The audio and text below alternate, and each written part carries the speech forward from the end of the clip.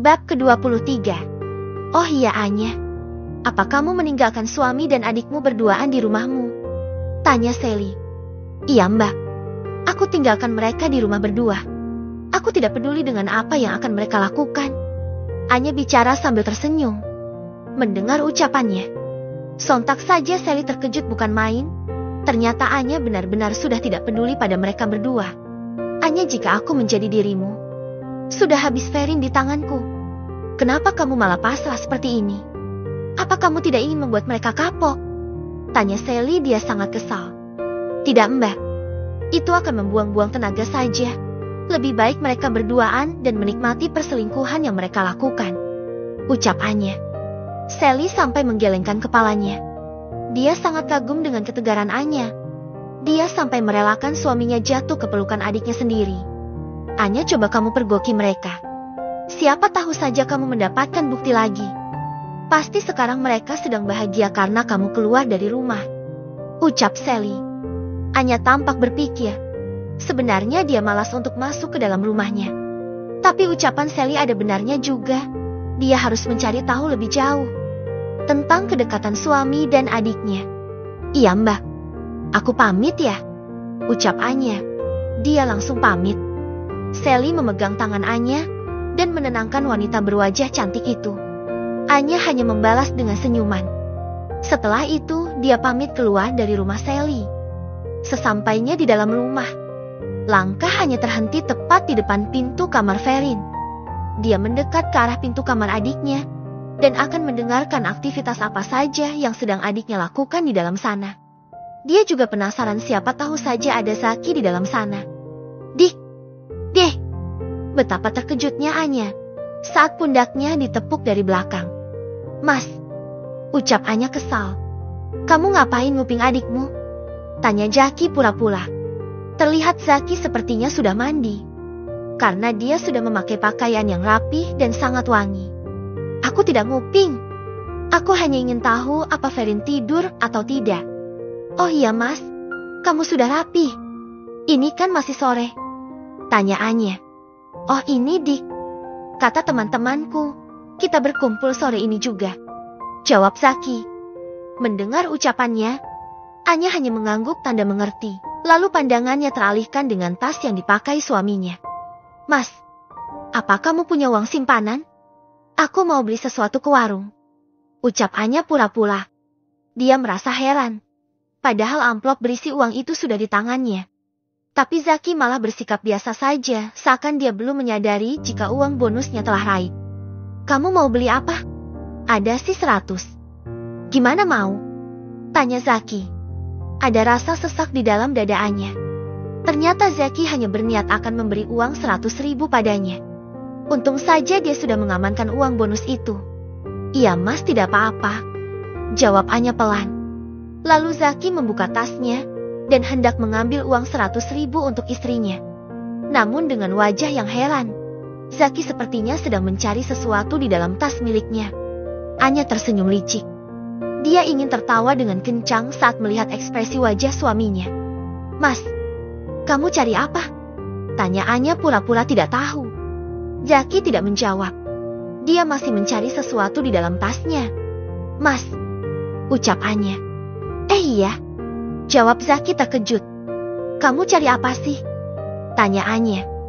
Dia melihat wajah Zaki seperti panik. Mungkin saja dia baru menyadari jika amplop coklat berisi uang itu sudah tidak ada di dalam tasnya. Oh ini Dik, aku lupa membawa jam tangan, jawab Zaki. Namun Anya tidak percaya dengan apa yang suaminya katakan. Dia yakin jika Zaki sedang panik karena mencari uangnya yang hilang. Oh jam tangan, mana uang 100-nya? Anya bicara sambil menyodorkan tangannya. Zaki semakin panik, keringat mulai membasahi seluruh tubuhnya. Oh ini Dik, aku lupa jika uangnya dipinjam sama teman kerjaku. Mungkin besok ya, ucap Zaki. Selalu seperti itu.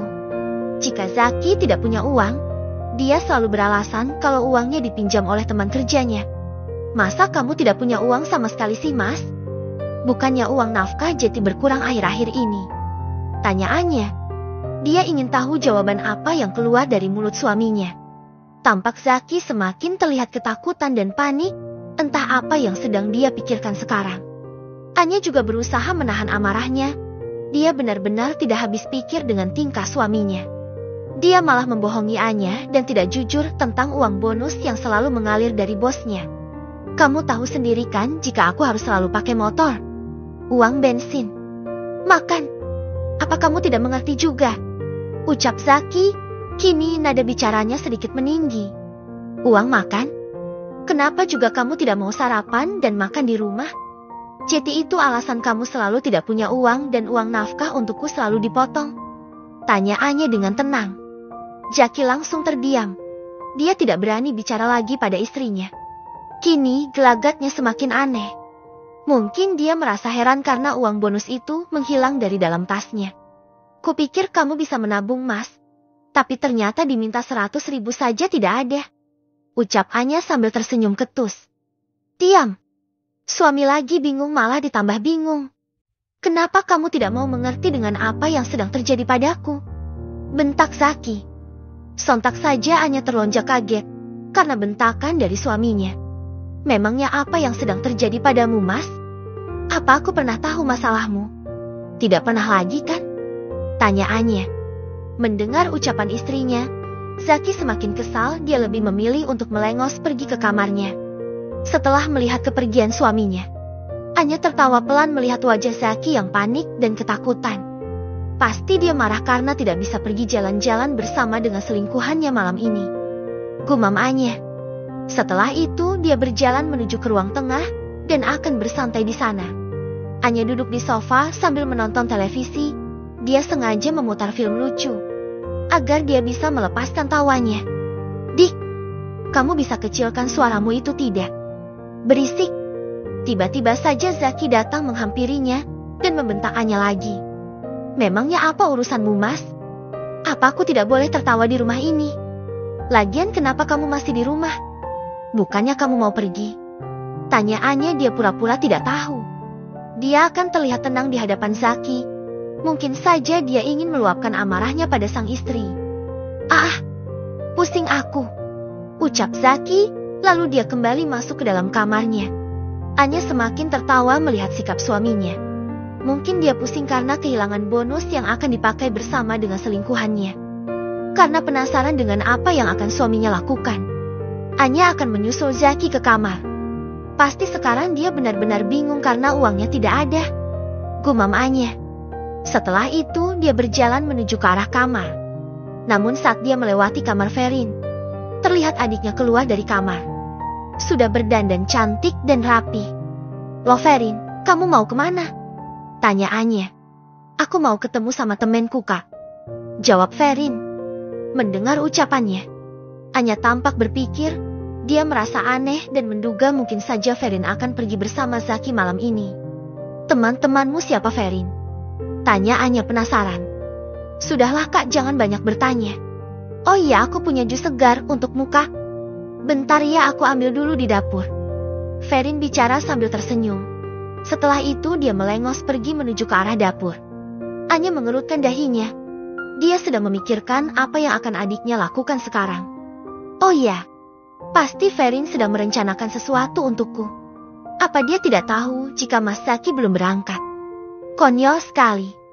Lihat saja akan ku permainkan dia sekarang. Anya bicara sambil tersenyum ketus. Lalu Anya akan kembali berjalan menuju ke ruang tengah untuk menunggu Ferin di sana.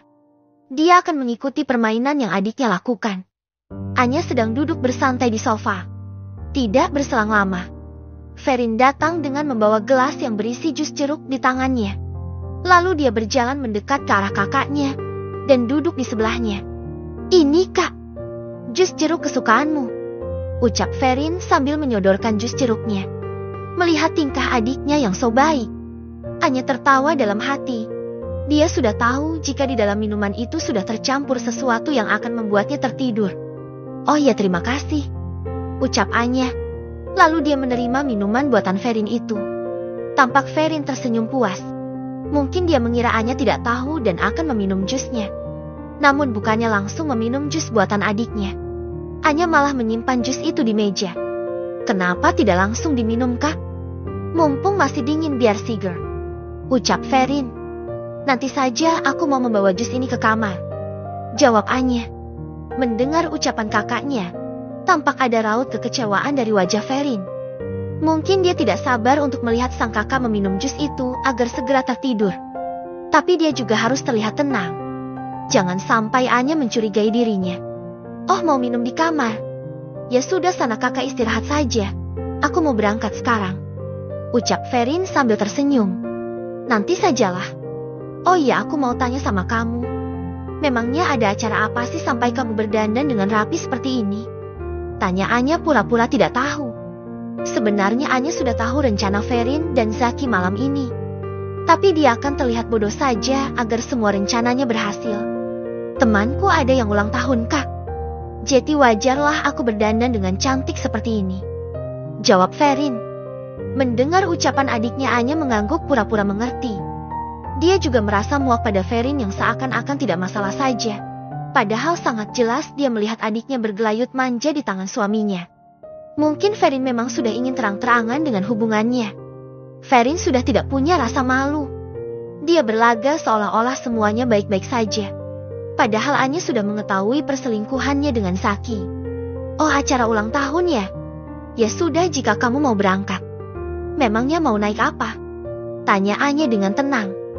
Mau pinjam motor Mas Zaki, Kak. Karena tadi dia tidak memakai motornya kan saat berangkat, jawab Ferin.